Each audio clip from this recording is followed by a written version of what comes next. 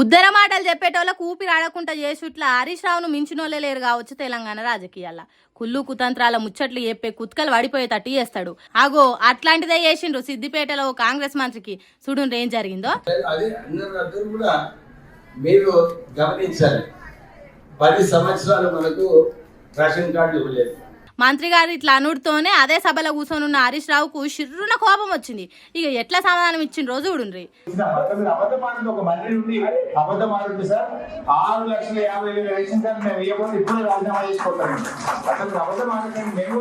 మంత్రి పదవులున్న మనిషివి అట్లెట్లా అబద్ధం ఆడతావు? 6,50,000 రేషన్ కార్డులు ఇచ్చినామని అబద్ధమే అయితే ఇప్పుడు రాజీనామా చేసిపోతా అని గట్టిగానే వరకు సభలున్న పబ్లిక్ మొత్తం సప్పట్లు కొట్టిండ్రు. దానికి మంత్రి వివేక్ నోట్ల నుంచి ఒక్క మాట రాలేదు.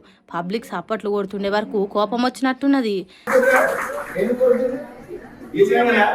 అసలు చనిపోయిన వాళ్ళ రేషన్ కార్డు ఇచ్చింది కానీ కొత్త రేషన్ కార్డు ఇయ్యనే లేదు.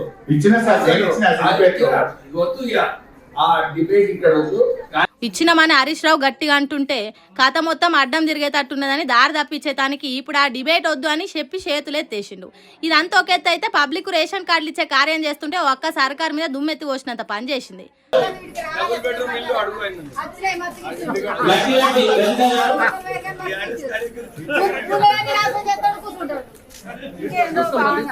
అర్థమైందా?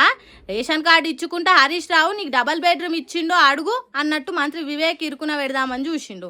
కానీ పబ్లిక్ తెలుసు కదా తెలంగాణలో ఎటువంటి పరిపాలన చేస్తున్నారు అనేది.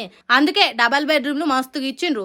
మీరు ఉన్నాయని నాశనం చేసి కూర్చుంటారని కోపంగా చెప్పి కాంగ్రెస్ సర్కార్ ఇచ్చే ఆ రేషన్ కార్డు కూడా తీసుకోకుండానే వెళ్ళిపోతున్నది. అంటే చూడుండ్రిగా పబ్లిక్ ఎంతో కోపంతోనే ఉన్నారు. ఇప్పుడు కనుక ఎన్నికలు వస్తే కాంగ్రెస్ సర్కార్ను ఖతం చేసుడు ఖాయమన్నట్టే ఉన్నారు జనం అని అంటుర్రు ఈ వీడియో చూసిన వాళ్ళు.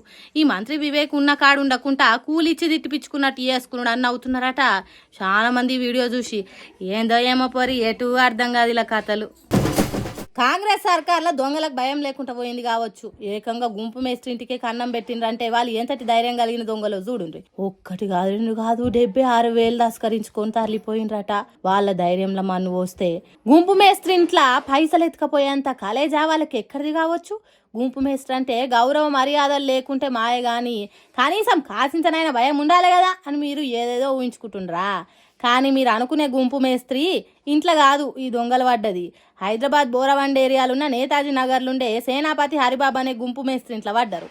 పాపం ఇంటిలిపాతోని పట్నంలో వండుకుంటా తాపి మేస్త్రీలతోని పని చేయిస్తాడట. మరి ఏ పని మీద బయటికి పోయిండో ఏమో ఇంటికి తాళం వేసి ఉన్నది చూసి దొంగలు ఈ హరిబాబు గుంపు మేస్త్రి ఇల్లుకు కన్నం వేసిండ్రట. ఇంకేమున్నది గుంపు మేస్త్రి వచ్చి చూసుకుంటే తలుపులు తాళాలు వాళ్ళగున్నాయట. ఇంట్లోకి పోయి చూస్తే 76,000 మాయం చేసిండ్రట దొంగలు. తర్వాత పోలీసులకు చెప్తే అన్ని తీర్లు ఆరాధీసిండ్రట. సరే వాళ్ళు చేసే పని వాళ్ళు చేస్తారు కానీ ఈ దొంగల కన్నేంది ఈ గుంపు మేస్త్రి ఇంటి మీద పడ్డది. అంటే గుంపు మేస్త్రి పేరుతోని కోట్లు సంపాదిస్తున్నారు, జనాన్ని మోసం చేస్తున్నారు, కాంట్రాక్ట్లు కమిషన్ల పేరుతోని దోసుకుంటాను అనుకున్నారేమో. కానీ పాపం నలుగురితో పని చేయించే గుంపు మేస్త్రీల ఇంట్లో కోట్లు దొరికాయని తర్వాత అర్థమైంది కావచ్చు. ఇప్పటికైనా దొంగలు ఆలోచన చేయాలి. గుంపు మేస్త్రీల ఇళ్ళల్లో పైసలు తక్కువనే ఉంటాయి కానీ గుంపు మేస్త్రి పేరుతోని మోసాలు చేసేటోళ్ళ ఇంట్లో ఎక్కువ పైసలు ఉంటాయనే కంక్లూజన్కు ఇప్పటికైనా రావాలి.